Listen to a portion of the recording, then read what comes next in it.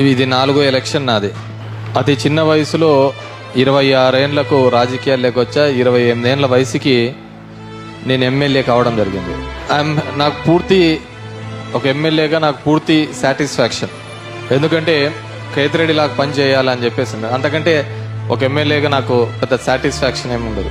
కానీ ఈరోజు వచ్చిన ఢిల్లీ వాళ్ళకు కావచ్చు, ఈ అసత్య కుమార్ కూడా నేను ఒకటే చెప్తున్నాను. నేను చాలా వరకు అభివృద్ధి కార్యక్రమాల్లో సంక్షేమము మన ఊరికి ఏం కావాలో అన్నీ చేశాను. ఈరోజు వాళ్ళని కూడా కోరదలుచుకునేది ఒకటే. నేను గతంలో మాకున్న మన ధర్మవరంలో ఉండేది చేనేత పరిశ్రమ. ఆ చేనేత పరిశ్రమ నమ్ముకొని వేలాది కుటుంబాలు బతుకుతూ ఉన్నాయి. వాళ్లకు గతంలో ఎన్డీఏ వచ్చిన తర్వాతనే 5% జీఎస్టీ వేయడం జరిగింది. అది పెంచుతామంటే నేనే పోయి ఆ జీఎస్టీ వేయకూడదు, ఇబ్బంది పడతారని నిర్మలా సీతారామన్ గారికి అర్జీ ఇవ్వడం జరిగింది. అర్జీ ఇచ్చిన తర్వాత ఆమె పెంచలేదు. నేను ఈ అసత్య కుమార్కు, నీకు ఢిల్లీలో అంత పలుకుబడి ఉంటే నా చేనేత కార్మికులకు వాళ్ళు బాగుండాలని అనునిత్యం కోరుకునేవాడిని, పోరాడేవాడిని, నీకు ఒక బంపర్ ఆఫర్ ఇస్తున్నా.